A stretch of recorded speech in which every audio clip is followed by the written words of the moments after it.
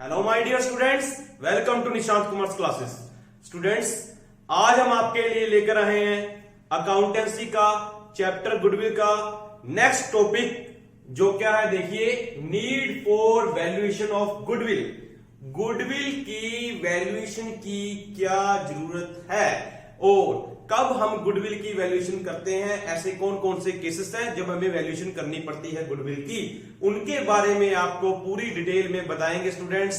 तो इससे पहले आपको बता दें कि हमने अभी तक क्लासिफिकेशन ऑफ गुडविल के बारे में आपको बता दिया था प्रीवियस लेक्चर्स में। तो स्टूडेंट्स, आज का ये लेक्चर देखने से पहले आपने क्लासिफिकेशन ऑफ गुडविल पार्ट 1 जरूर देखना है। इसका लिंक मैंने डिस्क्रिप्शन में आपको दे दिया है।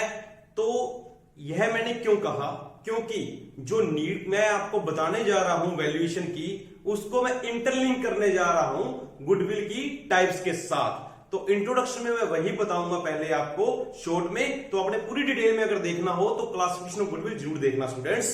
तो स्टार्ट करते हैं। इंट्रोडक्शन में हम क्या बता सकते हैं जब हमने नीड की बात करनी है।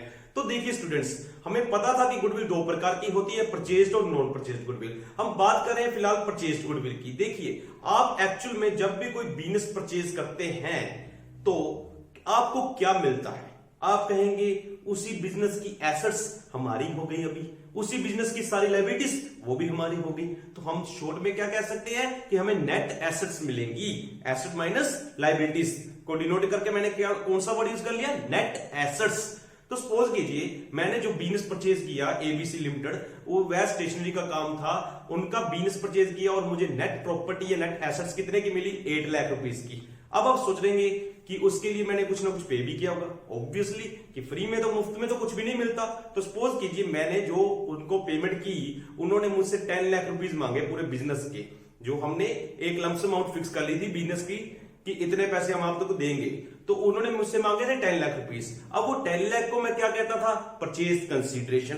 तो एक्चुअल में मुझे बदले में क्या मिला था, सिर्फ 8 लाख की property, net assets 8 lakh rupees की मिली, पर मैंने पे कितने किए, 10 लाख। तो यहां पर जो डिफरेंस था वो कितना था, 2 लाख रुपीस का। तो स्टूडेंट्स, यहां पर जो मैंने 2 लाख रुपए की बात की वो क्या है, purchase goodwill. As a purchaser मैंने गुडविल की वैल्यूएशन निकाली कि मुझे गुडविल का कितना पैसा पे करना पड़ा, 2 लाख रुपए। तो ये मैंने परचेज गुडविल के केस में आपको बता दिया कि कब जरूरत पड़ी, जब हमने बिजनेस क्या किया, परचेज किया, तब हमें इस केस में जरूरत पड़ी कि हमने गुडविल की वैल्यूएशन करनी है। अब बात करेंगे नॉन परचेज गुडविल की, कब जरूरत पड़ती है वैल्यूएशन की। तो स्टूडेंट्स, उसके लिए देखिए हमने क्या बताना, सबसे पहले the need for the valuation of non purchase goodwill depends upon the form of organisation. ये किस चीज पर डिपेंड करती है, फॉर्म ऑफ ऑर्गेनाइजेशन, मतलब आपकी जो संस्था है वो किस रूप में काम कर रही है। ये देखिए, बिजनेस की कई फॉर्म्स होती हैं, जैसे कि sole trade business, partnership, company, cooperative society, HUF etcetera. तो स्टूडेंट्स, मेन जो फॉर्म्स हैं बिजनेस की वो कितनी है, 3। तो उनके बारे में थोड़ा सा बताते हैं और अभी बताएंगे कि आपने कैसे एक्सप्लेन करना है नीड फॉर वैल्यूएशन को। सबसे पहले सोल ट्रेड। सोल ट्रेड क्या है, जब एक ही व्यक्ति ओनर है बिजनेस का, एकल व्यापार जिसे हम कहते हैं। मतलब सपोज कीजिए मैं अकेला स्टेशनरी का काम कर रहा हूं, अकेला ही मालिक हूं, तो मेरा कौन सा बिजनेस हुआ, सोल ट्रेड। तो दूसरे नंबर पर चलते हैं, पार्टनरशिप।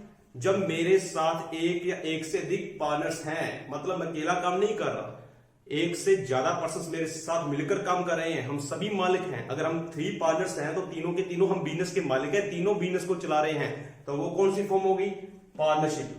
कंपनी ये एक आर्टिफिशियल पर्सन है जिसमें बहुत सारे पर्सन्स ने मिलकर पैसा लगाया हुआ है। तो जब बहुत ज्यादा लार्ज स्केल में हमने काम करना हो तो हम किस फॉर्म में काम करते हैं, कंपनी के रूप में काम करते हैं। तो स्टूडेंट्स, यहां तक आपको बेसिक इंट्रोडक्शन मिल गई। अब हम आपको बताएंगे कि आपने कैसे पेपर में नीड फॉर वैल्यूएशन को एक्सप्लेन करना है। तो स्टूडेंट्स, सबसे पहले बात करेंगे सोल ट्रेड के केस में। तो आप क्या लिखेंगे स्टूडेंट्स, सोल ट्रेड के केस में हमें कब वैल्यूएशन की जरूरत पड़ती है। फर्स्ट पॉइंट देखिए students, when the business is sold, when the business is sold। तो स्टूडेंट, हम यहां पर बात करें सोल ट्रेड की। फर्स्ट पॉइंट हमने लिख लिया, जब सोल ट्रेडर अपना बिजनेस किसी और को सेल कर देगा तो उसने क्या करना होगा, उसने पैसे अधिक चार्ज करने होंगे। क्यों? क्योंकि उसने अपने बिजनेस को वेल एस्टेब्लिश बना लिया था। दूसरे पर्सन के लिए वो परचेज गुडविल बन जाएगी, जैसे मैंने आपको इंट्रोडक्शन में बता दिया। हम सेलर हैं, यहां पर हम परचेजर की बात नहीं कर रहे। हमने अपना बिजनेस सेल कर दिया तो हमने गुडविल की वैल्यू सोचनी पड़ेगी, हमने उससे कितने पैसे एक्स्ट्रा चार्ज करने हैं एसेट्स के अलावा जो हमारी रेपुटेशन के हैं। तो स्टूडेंट्स, इस पहले सिचुएशन आपको पता चल गई जब हमने अपना बिजनेस क्या कर दिया, सेल कर दिया। तो दूसरा पॉइंट देखिए स्टूडेंट्स, दूसरे पॉइंट में हम क्या लिखेंगे, जब हमने अपने बिजनेस को कन्वर्ट कर लिया। तो अब सोच रहे होंगे कि सोल ट्रेड बिजनेस को किस फॉर्म में कन्वर्ट कर सकते हैं, पार्टनरशिप में, और किस में कन्वर्ट कर सकते हैं, कंपनी में भी कर सकते हैं। तो ये दोनों पॉइंट्स आप बना लीजिए। When sole trade business is converted into partnership, जब हमने सोल ट्रेड बिजनेस को किस में कन्वर्ट कर दिया, पार्टनरशिप में। तो थर्ड पॉइंट क्या बनेगा स्टूडेंट्स, जब हमने सोल ट्रेड बिजनेस को किस में कन्वर्ट कर दिया, when sole trade business is converted into company, जब हमने सोल ट्रेड बिजनेस को कंपनी के केस में कन्वर्ट कर दिया। तो स्टूडेंट्स, आपने सोल ट्रेड बिजनेस की फॉर्म में सिर्फ 3 बातें ही बतानी है। पहली बात, जब हमने अपना बिजनेस सेल कर दिया तब हम वैल्यूएशन करेंगे गुडविल की। दूसरा, जब हमने अपने बिजनेस को कन्वर्ट कर दिया पार्टनरशिप फॉर्म में, पहले अकेला काम कर रहा था, अब किसी और को सोच लिया कि अब किसी और के साथ मिलकर काम करेंगे, साझेदारी में फॉर्म में काम करेंगे, पार्टनरशिप बनाकर काम करेंगे, तो हमें गुडविल की वैल्यूएशन निकालनी पड़ेगी।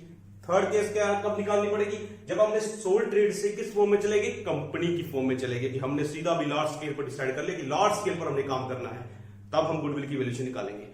तो स्टूडेंट्स, आप यहीं तक नोट कीजिए। इसके बाद आपको बताते हैं पार्टनरशिप में कौन कौन से केस है जब हम गुडविल की वैल्यूएशन निकालनी जरूरी है हमारे लिए, और कंपनी में कब हम गुडविल की वैल्यूएशन निकालते हैं। तब तक यहां पर आप नोट कीजिए स्टूडेंट्स। तो स्टूडेंट्स, अब हम आपको बताएंगे कि पार्टनरशिप फॉर्म के केस में कब हम गुडविल की वैल्यूएशन निकालते हैं, when there is a need of valuation of goodwill in the partnership firm। देखिए first point, when a new partner is admitted, जब हमने यह डिसाइड कर लिया कि किसी नए पार्टनर को फर्म में एडमिट करना है, तो यह हम क्या कह सकते हैं, in the case of admission of a new partner, new partner की एडमिशन जब हम करते हैं तो उस केस में हम गुडविल की वैल्यू निकालते हैं। तो स्टूडेंट्स, ये तो मैंने केस बता दिया कि कब गुडविल की वैल्यूएशन निकालते हैं। तो अब आपको इसकी एग्जांपल देकर इसका कंसेप्ट भी बताते हैं। देखिए स्टूडेंट्स, सपोज कीजिए ए बी सी, हम 3 पार्टनर्स थे, तो हमारी इक्वल रेशो थी, हम बिजनेस चला रहे थे, हमें 5 साल हो गए बिजनेस करते। तो अभी हमने सोचा तीनों ने रलकर कि एक नए पार्टनर को एडमिट कर लेते हैं, इससे हमारी मैनेजर स्केल भी बढ़ जाएगी और हम लार्ज स्केल पर भी काम कर पाएंगे, क्योंकि हमारे पास कैपिटल भी आ जाएगी, फोर्थ पार्टनर कैपिटल भी लेकर आएगा हमारे पास। तो स्टूडेंट्स, यह फैसला हमने कर लिया कि तीनों पार्टनर्स मिलकर फोर्थ को एडमिट करेंगे, जिसका नाम था डी। तो हमारी तीनों की कंसेंट से हमने डिसाइड कर लिया कि डी पार्टनर को एडमिट कर देते हैं। तो स्टूडेंट्स, हमने अभी क्या करना पड़ेगा, हम अपनी गुडविल की वैल्यूएशन करेंगे। अब आप सोच रहे होंगे क्यों करेंगे, क्योंकि हमने डिसाइड कर लिया नया पार्टनर रखना है, तो नए पार्टनर से भी तो हमने गुडविल के पैसे भी लेने हैं। क्यों?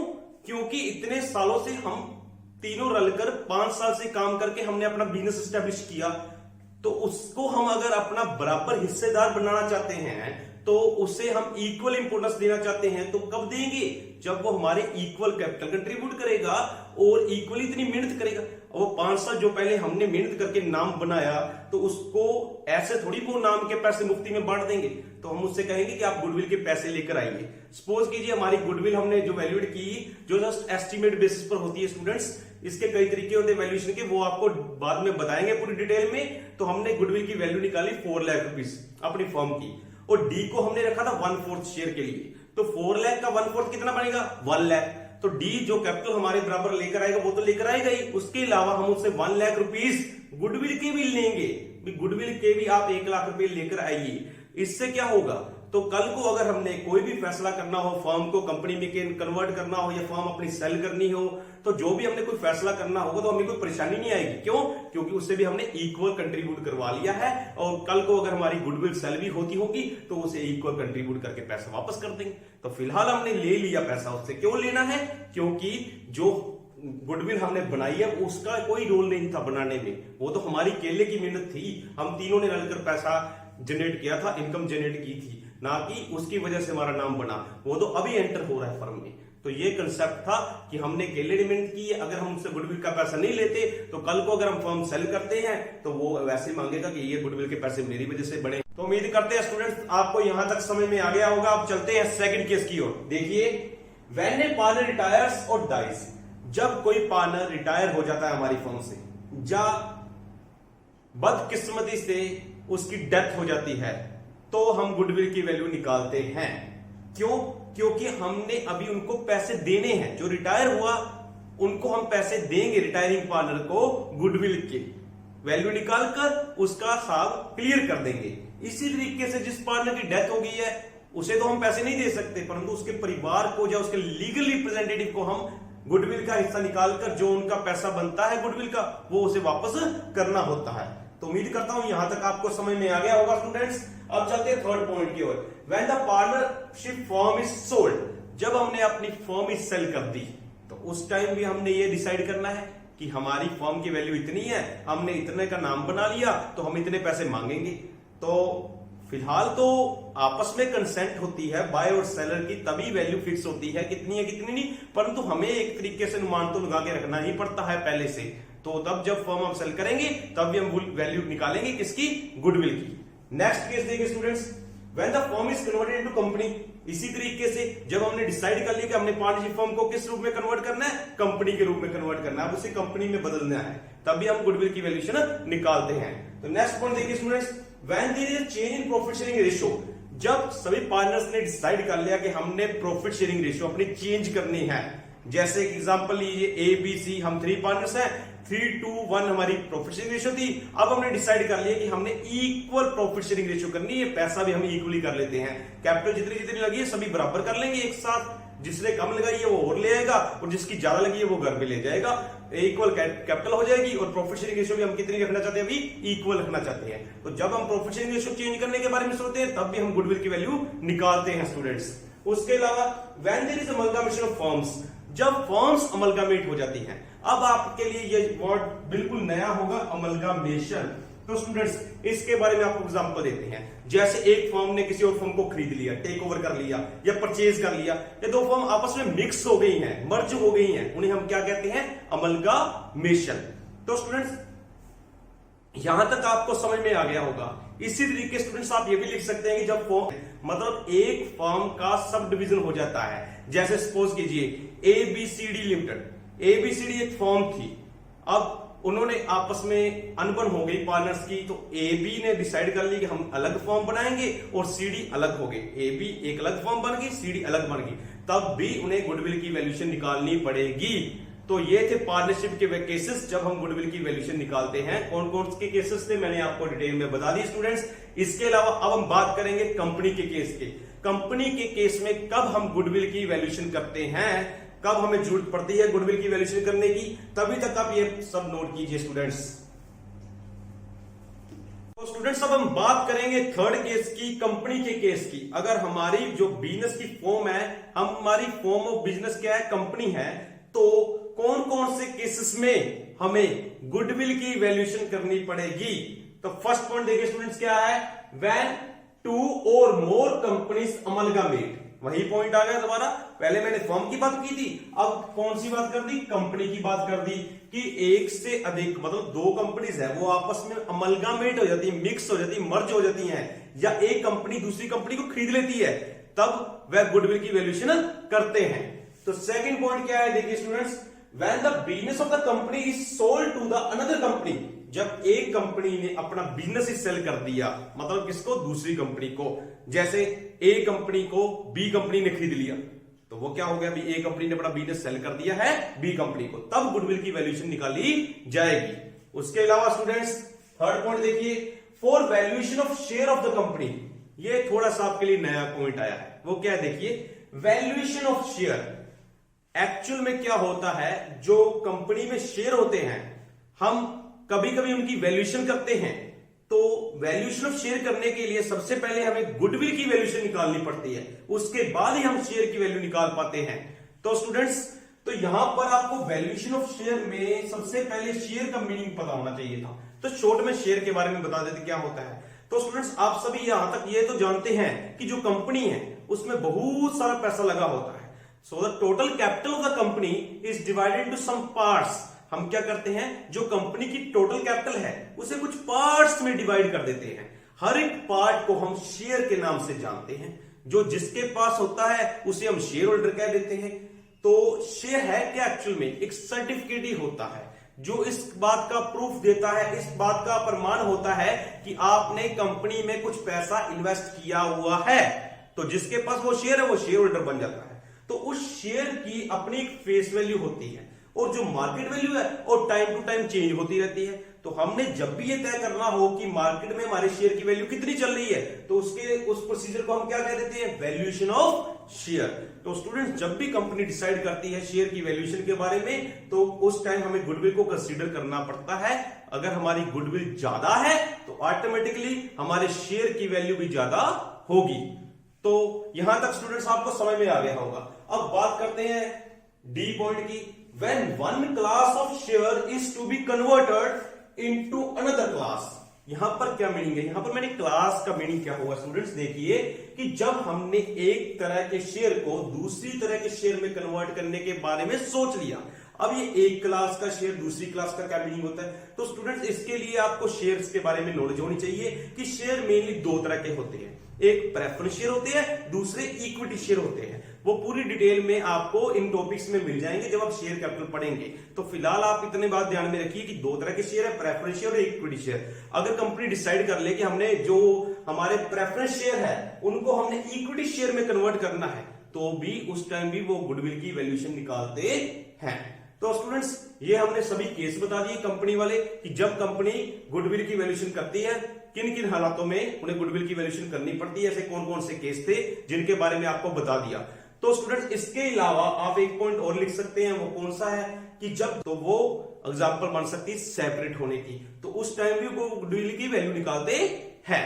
जिस टाइम दो कंपनीज आपस में थे, पहले एक कंपनी थी, अब वो डिवाइड हो चुकी है दो पार्ट्स में, हीरो अलग हो चुकी है, होंडा अलग हो चुकी है। तो ये एग्जांपल है, एक कंपनी दो पार्ट्स में डिवाइड होगी, दोनों अलग अलग बन गई, पहले एक ही थी। और जो मर्ज की बात करनी थी उसमें हम क्या कह सकते थे, आपने टाटा डोकोमो का नाम सुना होगा किसी टाइम, मतलब टाटा डोकोमो का बहुत नाम चलता था, मोबाइल थे टाटा डोकोमो के, सिम था टाटा डोकोमो।